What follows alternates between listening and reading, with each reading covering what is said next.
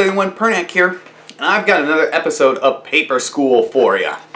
Well, today's class is going to be about paper acidity, or acid-free paper, and why it is important. Let's take a look at that. The first question we have to ask ourselves, why is acid-free paper important? The simple answer is longevity. We want our paper to exist for generations to come after us. So let's define what makes acid-free paper acid-free. It has several characteristics, but the most basic definition is that paper, when infused with water, has a neutral pH level. And let's look into that so we can look at the characteristics of it. So that pH level is 7. That's the most neutral pH level that exists. It's neither acidic or basic. So having it at that point means the paper is going to last longer. Second part is that paper can be made of any kind of cellulose fibers, what they say, and it needs to, as long as the active acidic part of the paper pulp is removed from the paper. Most of the time that includes things like your lignin and sulfur. And sulfur is very important because sulfur is actually part of air pollution and various parts of pollution, and that can actually degrade paper incredibly fast too. How is paper made to be acid-free? Let's take a look at that. There are 3 different processes that are typically used. The first one is, of course, I mentioned earlier, you got to remove all the lignin from the paper because lignin does break down paper over time very quickly.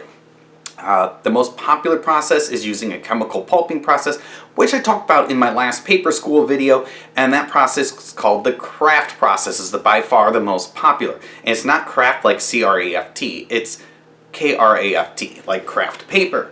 Because it is a process. It actually doesn't mean like craft, like crafting. It's craft for the German word for strength, which is why it's the most popular process. It makes the strongest paper using the chemical processes.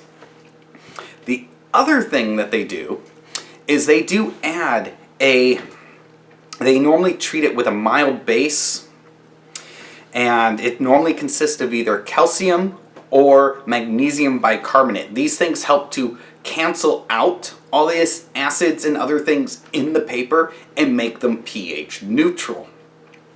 So that helps quite a bit. Now the third option may or may not happen. It's mostly used in more conservation efforts, longer lasting papers and things, and that is called a buffering solution. You actually see this a lot with art paper. So when you see something being buffered, you know it's got this buffering on it. And basically what it is, it's a buffering zone, so to speak, for pH levels, for acid levels and things like that.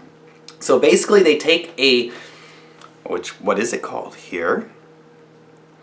It's basically a weak acid and its approximate base that matches it. And they put these chemicals into the paper and they dry out and they stay in the paper. Basically what these papers do is, if the acid level starts to change in the paper, it kind of counteracts it and makes it go straight. So that way it helps the paper to resist a change in pH level so it doesn't become acidic or basic and start to degrade itself. Now, most paper today is considered acid-free. Your basic printer papers, most of them are, and most of them, are supposed to last that 500 to 1,000 years in the proper environment. But most of it is acid-free, mostly because it's easier now. No.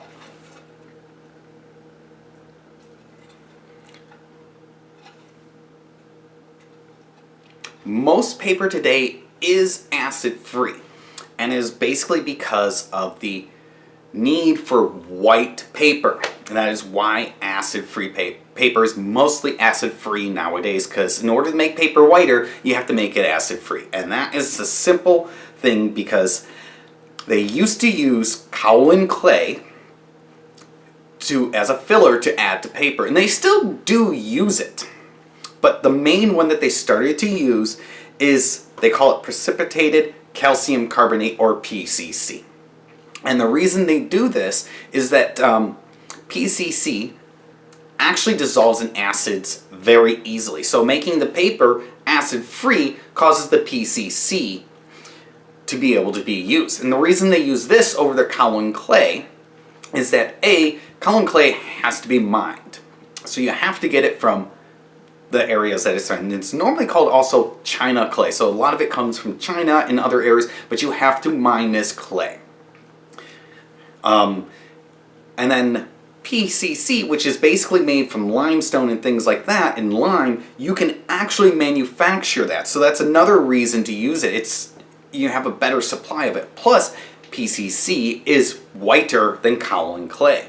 Now, PCC has, let's see here, what is it?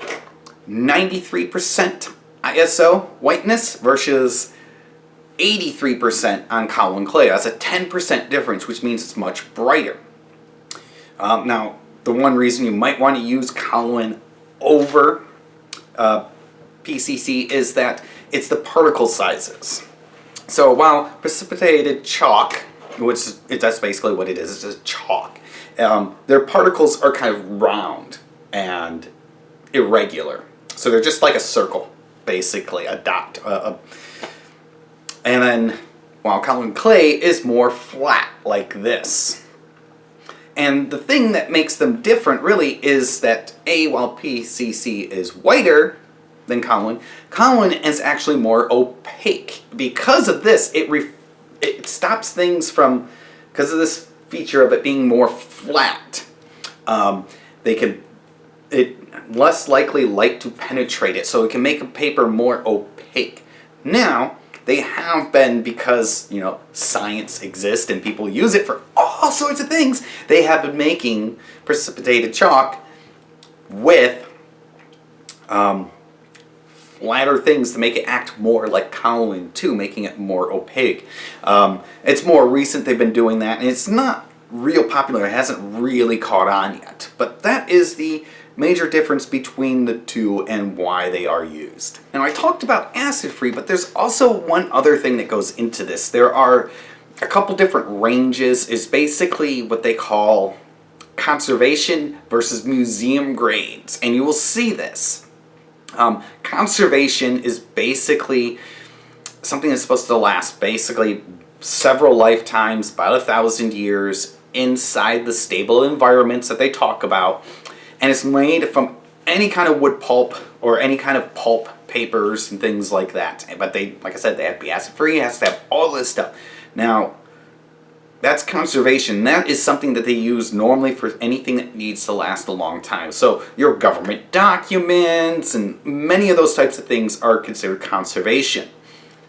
Now, museum grade is slightly different.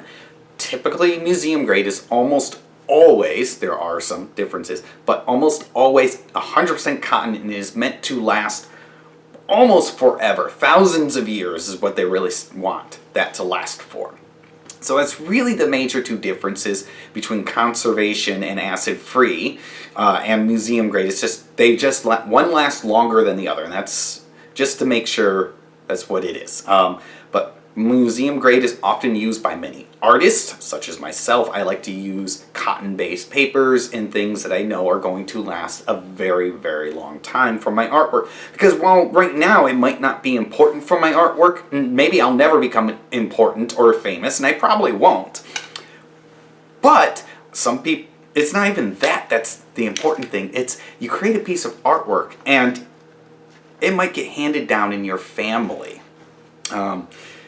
I have something like this in my family. My uncle is an architect, and he drew this really beautiful picture of Notre Dame. And it hung up in my grandma's house for years until she passed away. And then, or basically until she passed away. And now my uncle has it. But that drawing has faded immensely, and it's also turned very yellow. And that is something that is more like a family heirloom. I mean, he'll probably give it to one of his daughters, and they would put it up, but that will not last their lifetime. And that's the problem with not having acid-free paper. It's not even so much about being important. It's more about the importance of it to you and your family sometimes when it comes to artwork and things like that. At least that's the way I've always seen it, and I think that's important. Well, everyone, that's all I have for Paper School. I hope you learned something about acid-free paper. Remember, give me a thumbs up down below. If you have any questions, ask them down below. I will answer them, or any comments you want to make, and I would love to hear from you. Remember, you can always follow me on my Twitter, my Tumblr, and my Instagram. Those links are down below. Until next time, everyone, see ya. Bye.